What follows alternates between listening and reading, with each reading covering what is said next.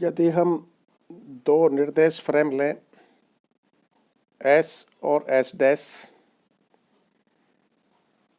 S frame स्थिर है और S dash frame S frame के सापेक्ष नियत वेग v से धनात्मक x अक्ष की दिशा में गति कर रही है,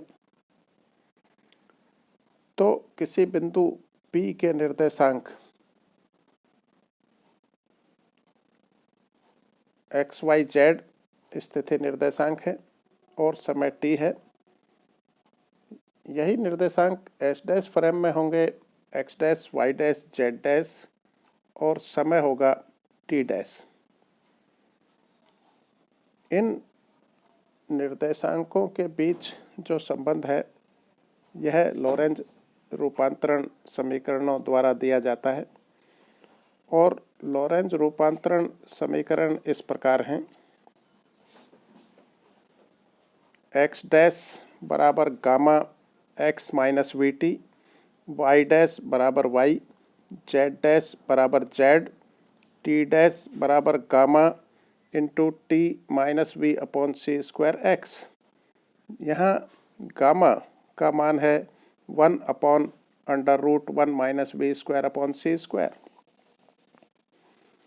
तो ये जो x dash y dash z dash और t डैश के मान हैं x y z और t के पदों में, यही लॉरेंज रूपांतरण समीकरण है। यदि हम x डैश और x को आपस में बदल दें, y डैश और y को, z डैश और z को, t डैश और t को, और v के स्थान पर माइनस v कर दें, तो व्युत्क्रम लॉरेंज रूपांतरण इस तरह से प्राप्त होते हैं। x बराबर gamma x dash plus v t dash, y बराबर y डैश, z बराबर z डैश और t बराबर gamma into t dash plus v upon c square x dash. ये व्युत्क्रम लॉरेंज रूपांतरण कहलाते हैं। अब हम इनके अनुप्रयोग लेंगे। पहला अनुप्रयोग है, पहली एप्लीकेशन है लंबाई में संकुचन, लेंथ कॉन्ट्रैक्शन। माना निर्देश फ्रेम S डैश निर्देश फ्रेम S के सापेक्ष नियत वेग v से धनात्मक x अक्ष की दिशा में गतिशील है। माना एक छड़ हम ले रहे हैं जिसकी लंबाई x अक्ष के अनुदिश है, x अक्ष की दिशा में है। इसी दिशा में नियत वेग v से गतिशील है। यह छड़ निर्देश फ्रेम S डैश में स्थिर होगी। माना S डैश फ्रेम में छड़ के सिरों के x निर्देशांक x1 डैश व x2 डैश हैं, तो इस फ्रेम में छड़ की लंबाई बराबर होगी x2 dash minus x1 dash, जिसको हम L0 से लिख रहे हैं। ये दो फ्रेम दिखाई गई हैं, S और S dash. S dash frame S frame के सापेक्ष नियत वेग v से धनात्मक x अक्ष की दिशा में गतिशील है और छड़ की लंबाई भी हम x अक्ष की दिशा में ही ले रहे हैं।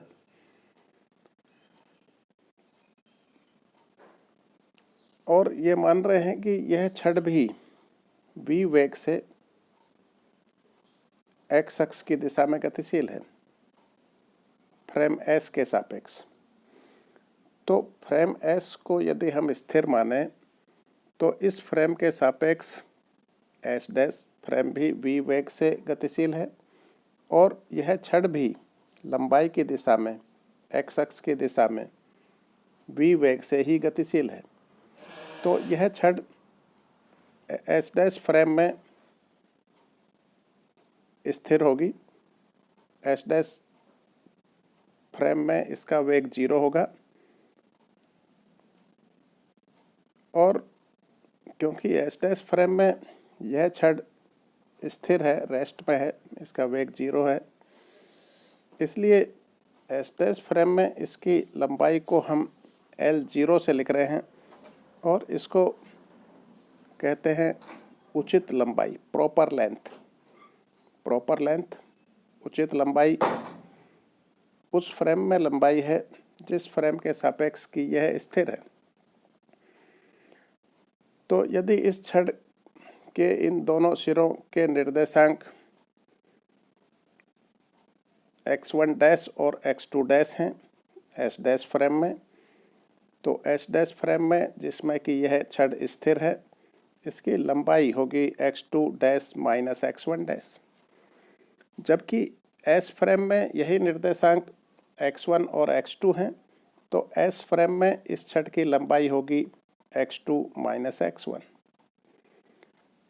तो हमने पहले उचित लंबाई लिखी है L0, उस फ्रेम में लंबाई जिसमें कि छड़ स्थिर है, और यह लंबाई है x2 dash minus x1 dash, क्योंकि s डैश फ्रेम में छड़ स्थिर है। ऐसी निर्देश फ्रेम में जिसके सापेक्ष छड़ स्थिर है, छड़ की लंबाई उचित लंबाई प्रॉपर लेंथ कहलाती है। L0 छड़ की उचित लंबाई है। अब निर्देश फ्रेम S में जिसके सापेक्ष छड़ लंबाई की दिशा में v वेग से गतिशील है, छड़ की लंबाई को L से लिखें तो L लंबाई होगी x2 माइनस x1। यह लंबाई L है उस फ्रेम में जिसके सापेक्ष की छड़ v वेग से गति कर रही है। यहाँ x1 व x2 छड़ के सिरों के S फ्रेम में x निर्देशांक है। लॉरेंज रूपांतरण से किसी समय t पर लॉरेंज रूपांतरण से हम लिख सकते हैं x1 dash equal to gamma x1 minus v t, x dash equal to gamma x minus v t से x डैश को x1 डैश लिख लिया है और x को x1।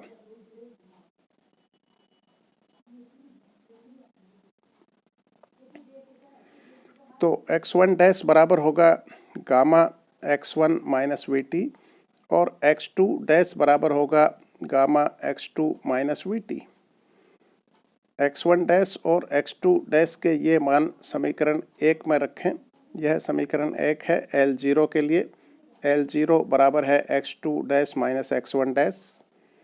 तो L0 बराबर हो गया गामा, यह x2 डैश का मान है, गामा x2 माइनस वीटी, और फिर माइनस ये x1 डैश का मान है जो है gamma x1 minus VT. Second term दोनों ब्रैकेट के अंदर की कैंसिल हो जाएगी और बचेगा gamma x2 minus gamma x1। Gamma common है तो यह होगा gamma into x2 minus x1। x2 minus x1 ये L है, S फ्रेम में लंबाई है जिसके सापेक्ष की छड़ v वेग से गति कर रही है, समीकरण 2 से। तो L0 बराबर हुआ गामा L और गामा का मान है 1/√1 minus v square upon c square. तो L बराबर आया L0 √1 minus v square upon c square.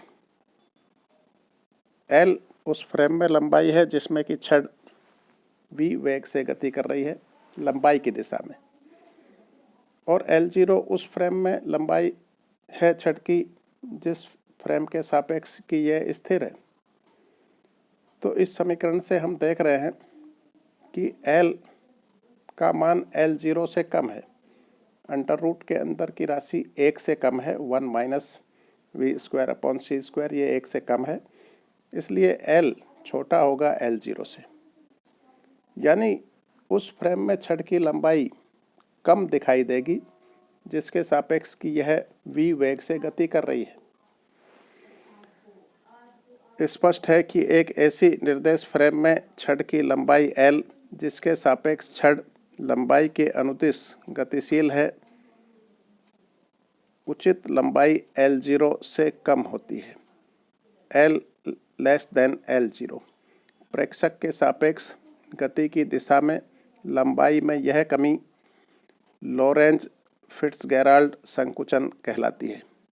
तो लंबाई में इसी कमी को हम कह रहे हैं लॉरेंज संकुचन या लॉरेंज फिट्जगेराल्ड संकुचन, लेंथ कॉन्ट्रैक्शन।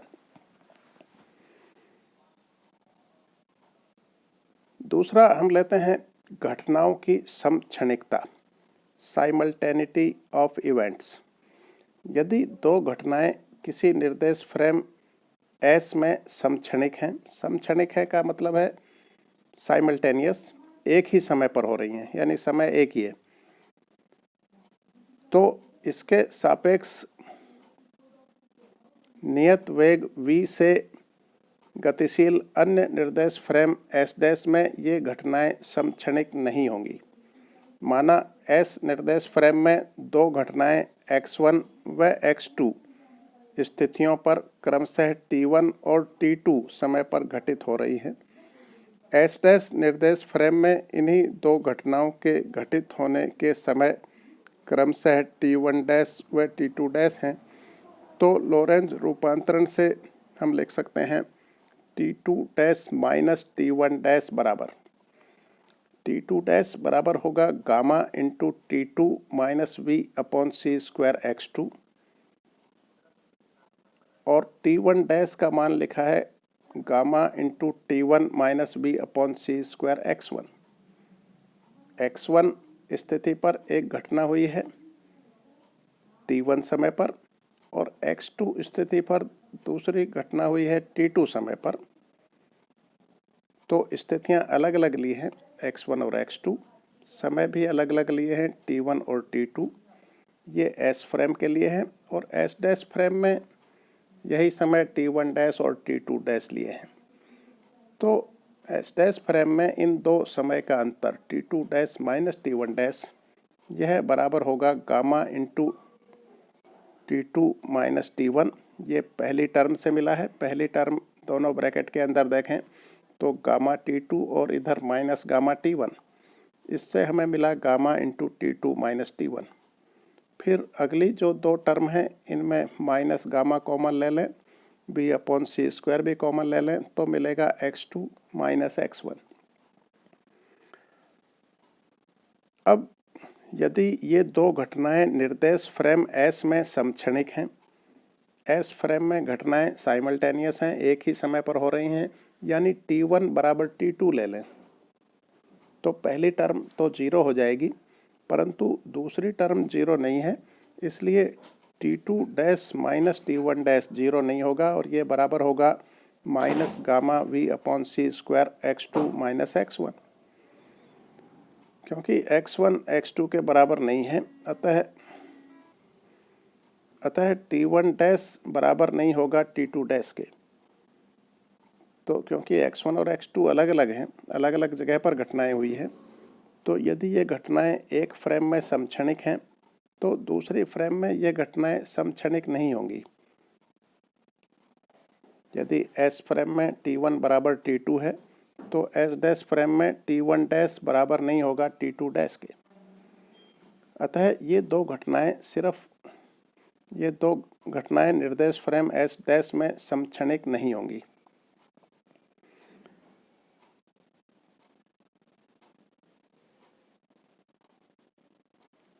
अगला टॉपिक है काल विस्फारण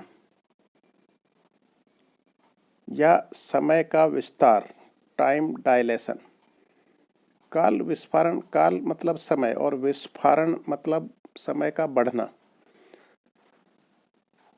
जिस तरह से लंबाई गति की दिशा में कम होती है, लंबाई में संकुचन होता है, इसी तरह से समय का मान ऐसे निर्देश फ्रेम में जिस फ्रेम के सापेक्ष की घड़ी गति कर रही हो, समय का मान बढ़ा हुआ दिखाई देता है, जिसे हम कह रहे हैं काल विस्फारण या समय का विस्तार, टाइम डायलेशन। माना एक निर्देश फ्रेम S के सापेक्ष दूसरी निर्देश फ्रेम S डैश धनात्मक x अक्ष की दिशा में नियत वेग v से गतिशील है। एक घड़ी जो निर्देश फ्रेम S डैश में स्थिर है, S निर्देश फ्रेम के सापेक्ष v वेग से गतिशील होगी। पहले की तरह ही दो फ्रेम ले रहे हैं S और S dash. S dash frame S frame के सापेक्ष v वेग से गतिशील है, और हम मान लें कि एक घड़ी भी S फ्रेम के सापेक्ष v वेग से गतिशील है, तो यह घड़ी S डैश फ्रेम में स्थिर रहेगी।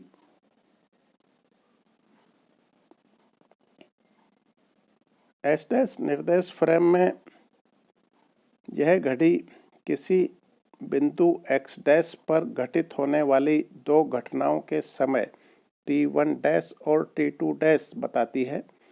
इन दो घटनाओं का समय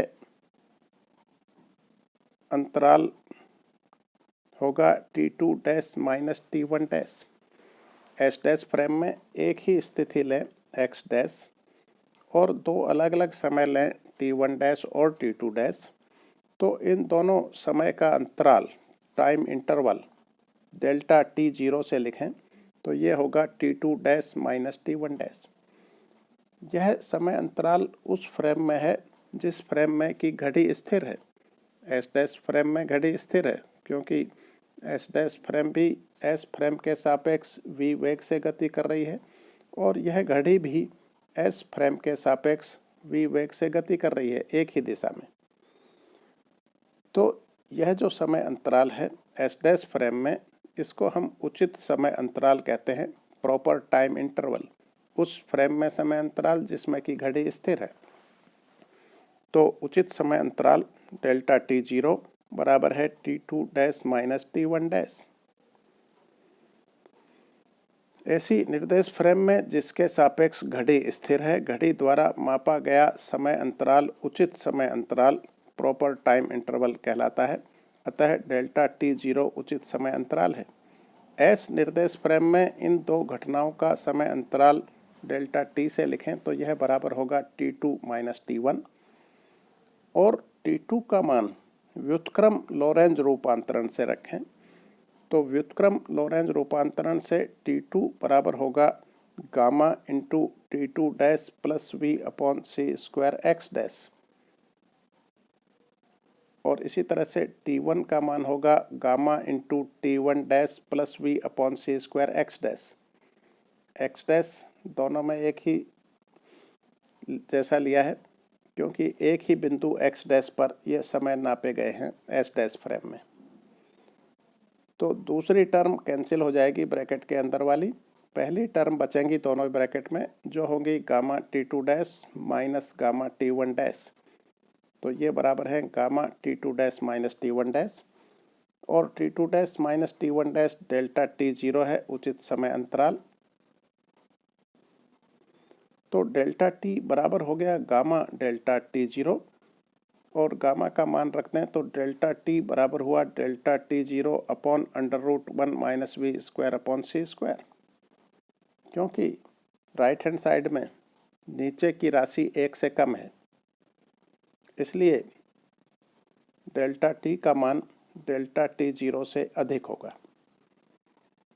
स्पष्ट है कि एक ऐसी निर्देश फ्रेम में समय अंतराल डेल्टा t जिसके सापेक्ष घड़ी गतिशील है, उचित समय अंतराल डेल्टा t0 से अधिक होता है। डेल्टा t बड़ा है डेल्टा t0 से, अतः प्रेक्षक को गतिशील घड़ी सुस्त प्रतीत होगी। समय अंतराल अधिक दिखाई दे रहा है मतलब घड़ी सुस्त प्रतीत होगी। यह प्रभाव काल विस्फारण या समय का विस्तार टाइम डायलेशन कहलाता है। इसका प्रायोगिक सत्यापन किया जा चुका है। जब कॉस्मिक किरणें वायुमंडल के ऊपरी भाग जो कि पृथ्वी तल से लगभग 10 किलोमीटर ऊपर हैं वहाँ पर गिरती हैं तो पाई मैसॉन नाम के कण उत्पन्न होते हैं जिनका शीघ्र ही म्यू मैसॉन में डिके हो जाता है, क्षय हो जाता है। तो कॉस्मिक किरणें वायुमंडल के ऊपरी भाग में जो पृथ्वी तल से 10 किलोमीटर के करीब ऊपर है वहाँ पर गिरने से पाई मैसॉन नाम के कण उत्पन्न होते हैं और पाई मैसॉन कण थोड़े समय में ही दूसरे कणों में बदल जाते हैं म्यू मैसॉन में।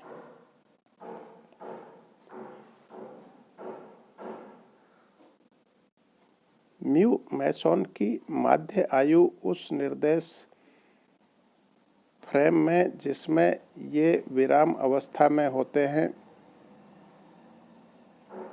इनकी माध्य आयु है 2.2 इंटू 10⁻⁻⁶ सेकेंड। म्यू मैसॉन का वेग प्रकाश के वेग c से कम होगा। अतः 2.2 इंटू 10⁻⁻6 सेकेंड में म्यू मैसॉन द्वारा तय की गई दूरी, यदि ये प्रकाश के वेग c से भी चलें तो इनके द्वारा चली गई दूरी होगी 2.2 इंटू 10⁻⁻6 जो इनकी माध्य आयु है, यह समय, और इंटू यह वेग, प्रकाश का वेग 3 इंटू 10⁸ मीटर पर सेकेंड। तो चली गई दूरी बराबर होगी इन दोनों के गुणा के, और यह गुणा करने पर आता है 0.66 इंटू 10⁻³ मीटर, यानी 0.66 किलोमीटर। यदि प्रकाश के वेग से चलें तो इतनी दूरी तय करें 2.2 इंटू 10⁻⁻6 सेकेंड में, जो कि म्यू मैसॉन की माध्य आयु है। तो यह दूरी 0.66 किलोमीटर होगी यदि प्रकाश के वेग से चलते हैं तो, और इनका वेग प्रकाश के वेग से कम ही होगा, अतः इनके द्वारा चली गई दूरी 0.66 किलोमीटर से कम ही होगी। जबकि पृथ्वी तल से वायुमंडल की उस परत की दूरी 10 किलोमीटर है। यदि पृथ्वी तल तक पहुंचना है तो 10 किलोमीटर चलना चाहिए था, परंतु ये 0.33 किलोमीटर से अधिक नहीं चल सकते हैं, तो ये पृथ्वी तल तक नहीं पहुंच सकते। स्पष्ट है कि म्यू मैसॉन पृथ्वी तल तक नहीं पहुंच सकते हैं, लेकिन प्रयोगों द्वारा पाया जाता है कि पृथ्वी पर म्यू मैसॉन पाए जाते हैं। पृथ्वी तल पर म्यू मैसॉन की उपस्थिति को हम काल विस्फारण, टाइम डायलेशन से समझा सकते हैं। पृथ्वी पर पाए गए म्यू मैसॉन की ऊर्जा, यदि हम इसकी ऊर्जा ज्ञात करें और उससे वेग ज्ञात करें तो इनका वेग 0.999 c के बराबर आता है, और इस वेग के संगत गामा का मान है, गामा बराबर है 1/√1 - v²/c², और v का मान यदि हम इतना रखते हैं 0.999 c, तो गामा का मान आता है 30, जिससे काल विस्फारण के कारण म्यू मैसॉन की माध्य आयु 30 गुना हो जाएगी, यानी 30 गुना 2.2 इंटू 10⁻⁻6 सेकेंड, यानी 66 इंटू 10⁻⁻5 सेकेंड।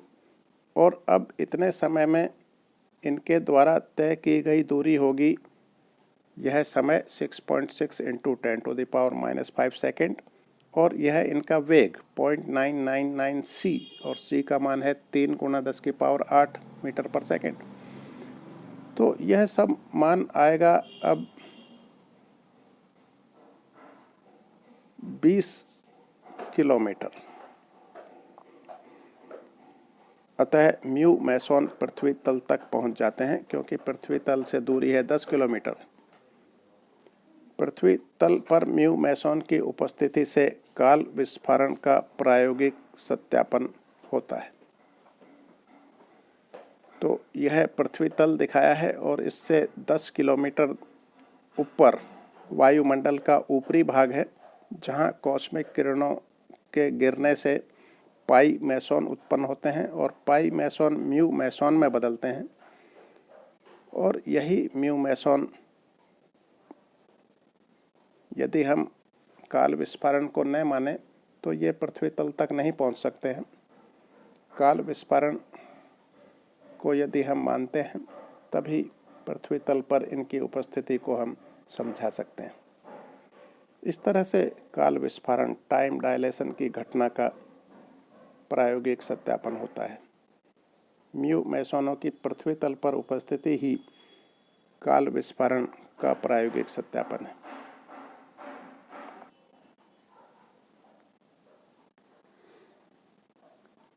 अगला टॉपिक है आपेक्षिक वेगों को जोड़ने का नियम, law of addition of relativistic velocities. माना किसी कण के एस निर्देश फ्रेम में आकाश काल निर्देशांक है x, y, z और t, और निर्देश फ्रेम एस डैश, जो निर्देश फ्रेम s के सापेक्ष नियत वेग v से धनात्मक x अक्ष की दिशा में गतिशील है, इस फ्रेम में इसी कण के आकाश काल निर्देशांक x dash, y dash, z dash और टी डैश हैं। तो व्युत्क्रम लोरेंज रूपांतरण से हम ये 4 समीकरण लिख सकते हैं। x बराबर gamma into x dash plus v t dash, y बराबर वाई डैश, z बराबर जेड डैश, t बराबर gamma into t dash plus v upon c square x dash. यहाँ गामा का मान है 1/√1 minus v square upon c square. यदि हम इन चारों समीकरणों का अवकलन करें तो हमें मिलेगा dx बराबर, x के पहले d लगा दें तो dx इसका डिफरेंशिएशन है। इसी तरह से राइट हैंड साइड में x डैश के पहले d लगा दें तो यह डिफरेंशिएशन हो जाएगा, और t डैश के पहले d लगा दें तो यह t डैश का डिफरेंशिएशन हो जाएगा। तो x बराबर gamma x dash plus v t dash का डिफरेंशिएशन करने पर मिला dx बराबर gamma dx dash plus v d t dash. इसी तरह से dy बराबर dy डैश और dz बराबर dz डैश, और इसी तरह से dt बराबर gamma dt dash plus v upon c square dx dash. तो चारों समीकरणों का हमने डिफरेंशिएशन कर दिया।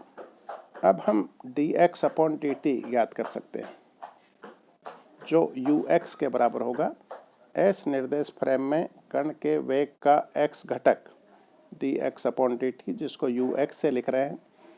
तो dx का मान रखें और dt का मान रखें। dx बराबर है gamma into d x dash plus v d t dash, और dt का मान है gamma into d t dash plus v upon c square d x dash. Gamma ऊपर और नीचे कैंसिल हो जाएगा, और dt डैश से ऊपर और नीचे भाग दें, अंश और हर में dt डैश से भाग दे दें, तो हमें मिलेगा ऊपर अंश में dx dash upon dt dash plus v, और हर में मिलेगा 1 plus v upon c square dx dash upon dt dash. dx dash upon dt dash, यह s डैश फ्रेम में वेग का x घटक है, इसको ux डैश से लिखें। dx dash upon dt dash को लिख लें ux डैश। तो ux बराबर होगा ux dash plus v upon 1 plus v upon c square ux dash. इसी प्रकार वेग के y घटक के लिए हम लिख सकते हैं dy अपॉन dt को uy लिखें, dy और dt के मान रखें। तो dy बराबर है dy डैश, और dt का मान है gamma into dt dash plus v upon c square dx dash. dt dash से ऊपर और नीचे भाग दे दें, तो ये होगा dy dash upon dt dash, और नीचे हर में gamma into 1 plus v upon c square dx dash upon dt dash. dy dash upon dt dash है uy डैश, और dx dash upon dt dash है ux डैश। ये मान रखेंगे तो हमें मिलेगा uy equal to uy dash upon gamma into 1 plus v upon c square ux dash. इसी तरह से uz के लिए लिख सकते हैं dz अपॉन dt, ये बराबर होगा dz dash upon gamma into dt dash plus v upon c square dx dash. इसमें भी अंश और हर में dt डैश से भाग दे दें, तो ये होगा dz dash upon dt dash upon gamma into 1 plus v upon c square dx dash upon dt dash. अब dz dash upon dt dash ये uz डैश हो जाएगा, और dx dash upon dt dash ux dash है, इसलिए uz बराबर होगा uz dash upon gamma into 1 plus v upon c square ux dash. तो ये ux, uy और uz के मान हैं ux डैश, uy डैश और uz डैश के पदों में। समीकरण 3, 4, 5 वेगों के योग का आपेक्षिकीय नियम व्यक्त करते हैं। यदि निर्देश फ्रेम s डैश निर्देश फ्रेम s के सापेक्ष c वेग से गतिशील होती धनात्मक x अक्ष की दिशा में, तब v बराबर c रखें तो ux बराबर होगा, यह ux का फार्मूला है। यदि हम मान लें कि फ्रेम v की बजाय c वेग से गति कर रही है, तो हम v बराबर c इसमें रखें, तो ux बराबर होगा ux dash plus c upon 1 plus ux dash upon c, और सी नीचे एलसीएम ले लेंगे तो इसका मान आएगा सी के बराबर। यू एक्स डैश प्लस सी ऊपर और नीचे कट जाएगा तो यू एक्स बराबर सी। स्पष्ट है कि किसी पदार्थिक कण की चरम चाल सी होती है।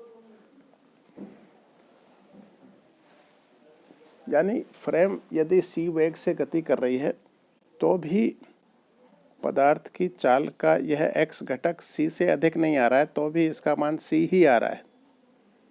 इसी तरह से यदि बी को सी रखें और यू एक्स डैश को भी सी रखें तब भी यू एक्स बराबर सी आएगा। स्पष्ट है कि प्रकाश की चाल सभी निर्देश फ्रेमों में सी ही होती है, सी से अधिक नहीं होगी।